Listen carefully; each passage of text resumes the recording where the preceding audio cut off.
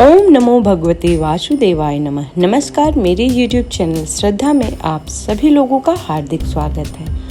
उम्मीद करती हूँ कि आप सभी सुखी, स्वस्थ और अपने जीवन में व्यस्त। आज इस वीडियो के माध्यम से पद्म पुराण के अध्याय 6 के बारे में जानेंगे, जिसमें सती का देह त्याग और दक्ष यज्ञ विध्वंस के बारे में वर्णन किया गया है। भीष्म जी ने पूछा, ब्राह्मण दक्ष कन्या सती तो बड़ी शुभ लक्षणा थी, उन्होंने अपने शरीर का त्याग क्यों किया तथा भगवान रुद्र ने किस कारण से दक्ष के यज्ञ का विध्वंस किया।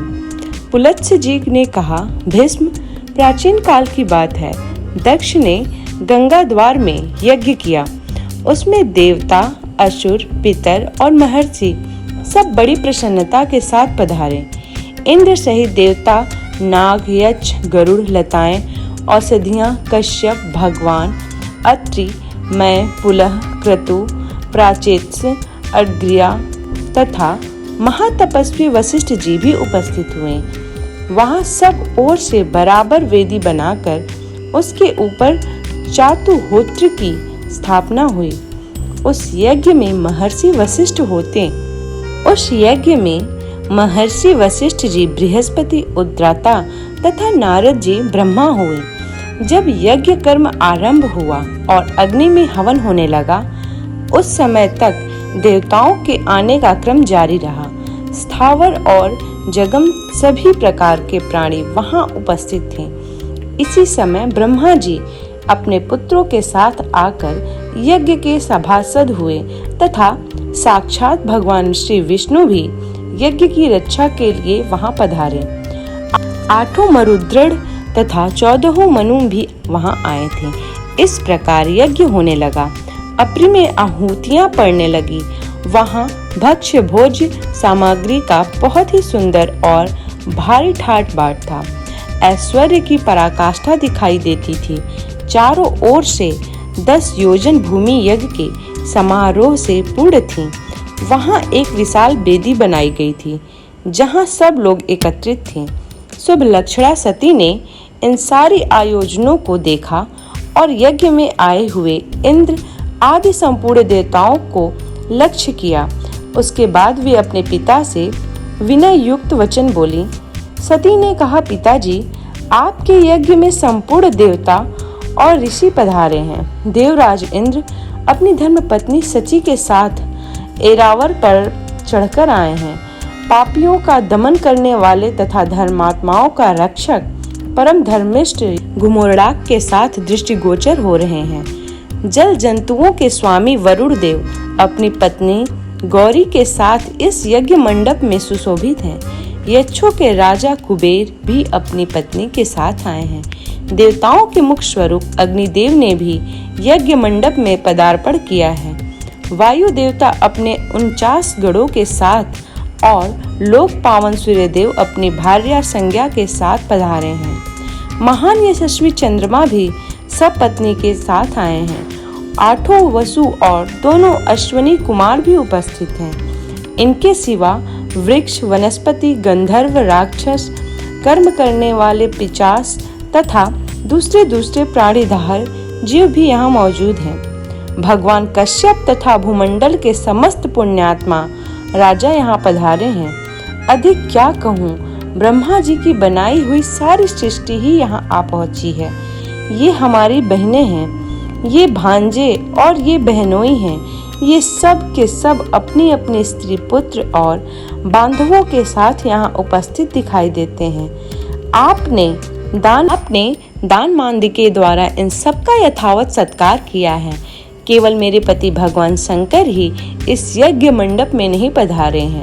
उनके बिना यह सारा आयोजन मुझे सूना सूना सा पड़ता है। मैं समझती हूँ आपने मेरे पति को निमंत्रित नहीं किया है।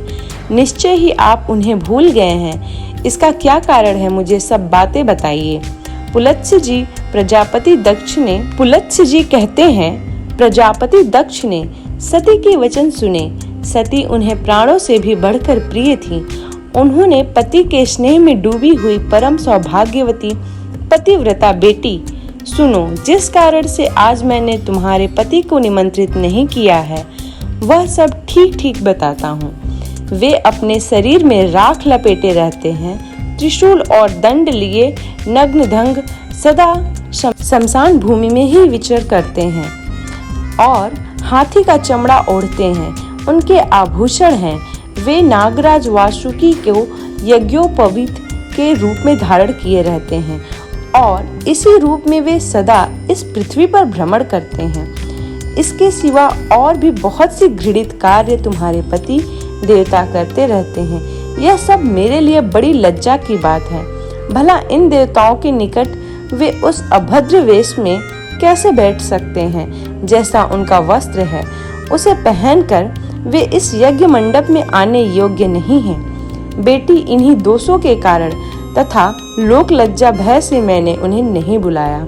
जब यज्ञ समाप्त हो जाएगा तब मैं तुम्हारे पति को बुलाऊंगा और तुम्हारे ही यथावत सत्कार करूंगा।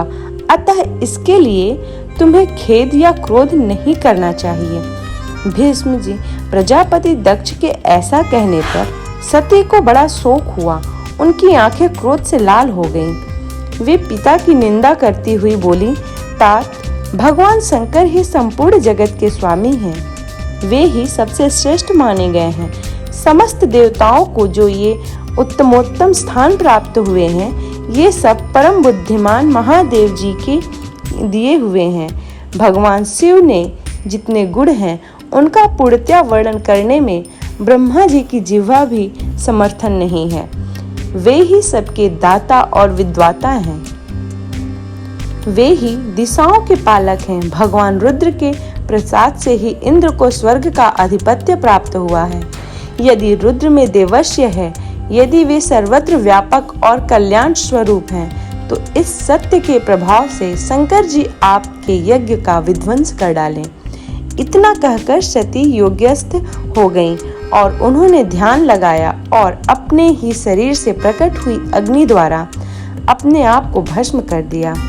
उस समय देवता, असुर, नाग, गंधर्व और यह क्या कहते कहते ही रह गए, किंतु क्रोध में भरी हुई सती ने तट पर अपने देह का त्याग कर दिया। गंगा जी के पश्चिम तट पर वह स्थान आज भी सौनक तीर्थ के नाम से प्रसिद्ध है। भगवान रुद्र ने जब यह समाचार सुना तब अपनी पत्नी की मृत्यु से उन्हें बड़ा दुख हुआ। भगवान रुद्र ने जब यह समाचार सुना तब अपनी पत्नी की मृत्यु से उन्हें बड़ा दुख हुआ और उनके मन में समस्त देवताओं को देखते देखते यज्ञ को नष्ट कर डालने का विचार उत्पन्न हुआ। फिर तो उन्होंने दक्ष यज्ञ का विनाश करने के लिए करोड़ों गणों को आज्ञा दी। उनमें विनायक संबंधी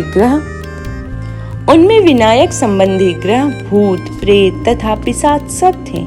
यज्ञ मंडप पहुंचकर उन्होंने सब देवताओं को परास्त किया और उन्हें भगाकर उस यज्ञ को तहस नहस कर डाला। यज्ञ नष्ट हो जाने से दक्ष का सारा उत्साह जाता रहा। वे उद्योग शून्य होकर देवादिदेव पिनाकधारी भगवान शिव के पास डरते डरते गए और इस प्रकार बोले, देव, मैं आपके प्रभाव को नहीं जानता था। आप देवताओं के प्रभु और ईश्वर हैं। इस जगत के आधीश्वर भी आप ही हैं। आप में संपूर्ण देवताओं की जीत लिया है।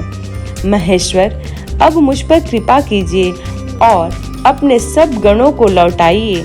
दक्ष प्रजापति ने भगवान शंकर की शरण में जाकर जब इस प्रकार उनकी स्तुति की और आराधना की, तब भगवान ने कहा, प्रजापते, मैंने तुम्हें यज्ञ का पूरा पूरा फल दे दिया। तुम अपनी संपूर्ण कामनाओं की सिद्धि के लिए यज्ञ का उत्तम फल प्राप्त करोगे। भगवान के ऐसा कहने पर दक्ष ने उन्हें प्रणाम किया और सब गणों को देखते देखते वे अपने निवास स्थान को चले गए। उस समय भगवान शिव अपनी पत्नी के वियोग से गंगा द्वार में ही जाकर रहने लगे। हाय, मेरी प्रिया कहाँ चली गई? इस प्रकार कहते हुए वे सदा सती के चिंतन में लगे रहते थे। तदंतर एक दिन देवर्षि नारद महादेव जी के समीप आए और इस प्रकार बोले, देवेश्वर, आपकी पत्नी सती देवी, जो आपको प्राणों के समान प्रिय थी, देह त्यागने के पश्चात इस समय हिमवान की कन्या होकर प्रकट हुई हैं। मैना के गर्भ से उनका आविर्भाव हुआ है। वे लोक के तात्विक अर्थों को जानने वाली थीं। उन्होंने इस समय दूसरा शरीर धारण किया हुआ है। नारद जी की बात सुनकर महादेव जी ने ध्यानस्थ हो देखा कि सती अवतार ले चुकी हैं। इससे उन्होंने अपने को कृत्य माना और स्वस्थ चित होकर रहने लगे। फिर जब पार्वती देवी यौवन अवस्था को प्राप्त हुई, तब शिव जी ने पुनः उनके साथ विवाह किया। भीष्म पूर्व काल में जिस प्रकार दक्ष का यज्ञ नष्ट हुआ था, उसका इस रूप में मैंने तुमसे वर्णन किया है। उम्मीद करती हूँ कि आज का यह वीडियो अध्याय 6 आप लोगों को पसंद आया होगा। यदि ये वीडियो पसंद आया हो तो वीडियो को लाइक करें, चैनल को सब्सक्राइब करें। इस वीडियो को ज़्यादा से ज़्यादा अपने परिवार और रिश्तेदारों के साथ शेयर करें। धन्यवाद।